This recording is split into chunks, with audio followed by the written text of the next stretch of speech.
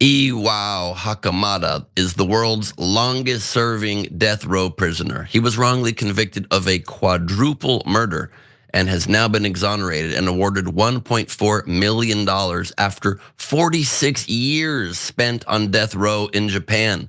The former boxer is now 89 years old. A Japanese man who spent nearly 50 years on death row before he was acquitted of murder will be compensated 217 million yen, the equivalent of $1.45 million, and what his lawyers say is the country's largest ever payout in a criminal case. On this screen here, you can see the journey to freedom for this man, starting in 1966 with an arrest for quadruple murders of his boss and his boss's family that he did not commit, and then being sentenced, and then years later a retrial, and then 27 years later, a second retrial motion being filed. Then 6 years later, a retrial being ordered and being freed from prison finally on bail. Then 4 years later, it took for the ruling to be annulled on appeal. And then another 5 years till another retrial was ordered. And the following year, just last year, declared finally innocent. What a miscarriage of justice.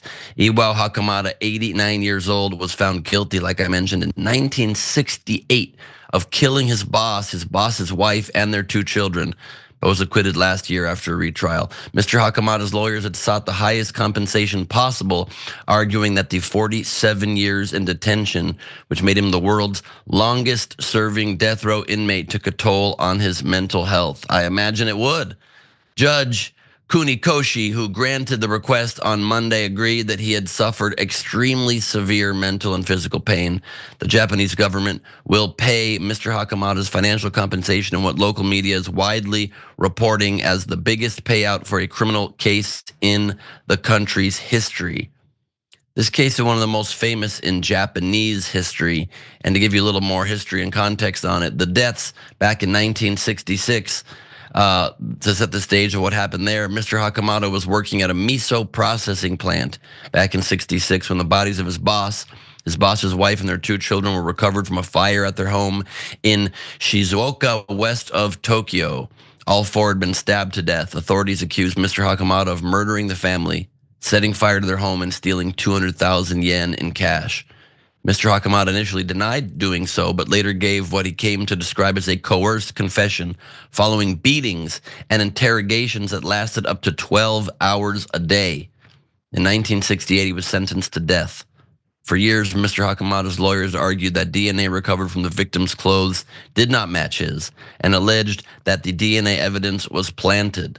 He was granted a rare retrial and released from prison in 2014 amid suspicions that investigators may have planted evidence that led to his initial conviction. Last year, hundreds of people gathered at a court in Shizuoka where a judge handed down the acquittal to loud cheers of "Banzai" in Japanese. Mr. Hakamata, however, sadly was unfit to attend the hearing. He was exempted from all prior hearings because of his deteriorated mental state. He had lived under the care of his 91-year-old sister, Hideko, since being granted a retrial and released from prison in 2014. Hideko had fought for decades to clear her brother's name. Here you can see a photo of the chief of Shizuoka's police force apologizing to Hakamata this week, and filmed bowing in that apology to Hakamata and his family.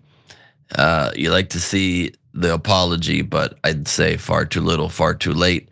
The case has raised questions about Japan's justice system, including the time taken for a retrial and the allegations of forced confessions. A really troubling story, a sad story, a happy-ish ending, but it just really reminds us how the training of police, not only here in our country, but around the world, just has to be so much better, and the punishment for bad police action, behavior, and activity needs to be so much more severe, just so that when somebody gets the awesome power, the incredible power of being part of a police force and being charged with enforcing the laws, that they do not ever take advantage of that for the ease or for the malpractice of what they plan to do under that badge.